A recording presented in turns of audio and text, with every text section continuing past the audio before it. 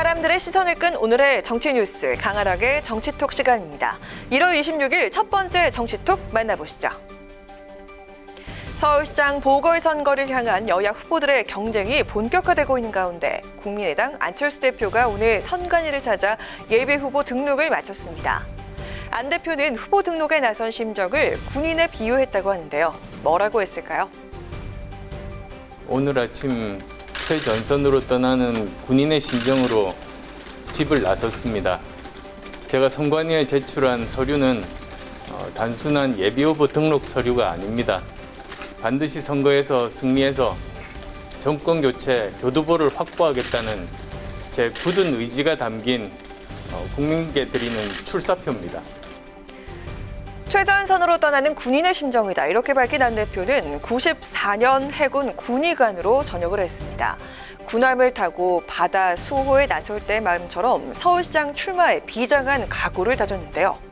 야권 단일화를 촉구하고 있는 안 대표는 오늘 기호 4번으로 후보 등록을 하면서 배수진을 쳤습니다.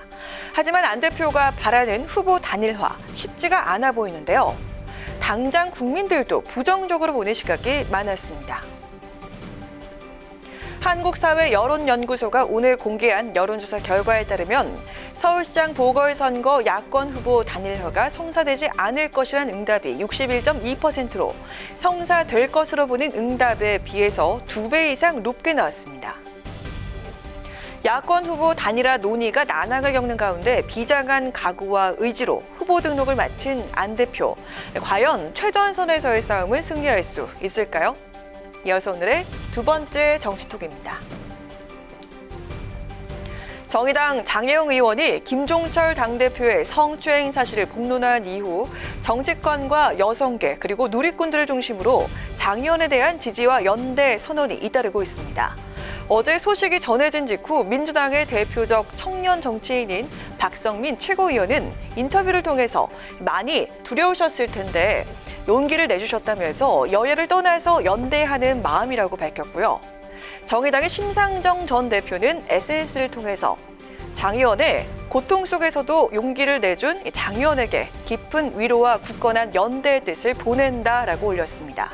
또 한국여성정치네트워크 역시 논평을 통해서 장 의원의 용기 있고 고뇌에 찬 공론화 결정과 대응에 대해서 지지와 응원, 연대의 마음을 전한다라고 강조했습니다.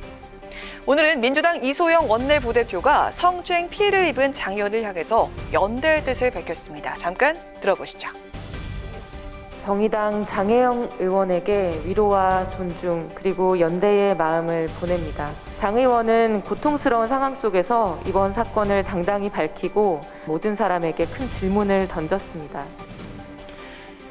이 의원은 이번 사건이 장 의원의 말처럼 누구든지 가해자도 피해자도 될 수 있다는 사실을 보여줬다. 이렇게 평가하면서 위로와 연대의 마음을 보냈습니다.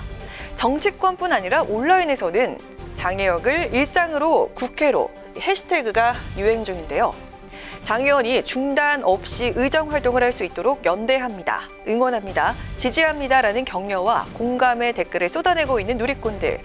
뉴스엔도 함께 지지와 연대의 뜻을 보냅니다. 지금까지 강하락의 정치톡이었습니다.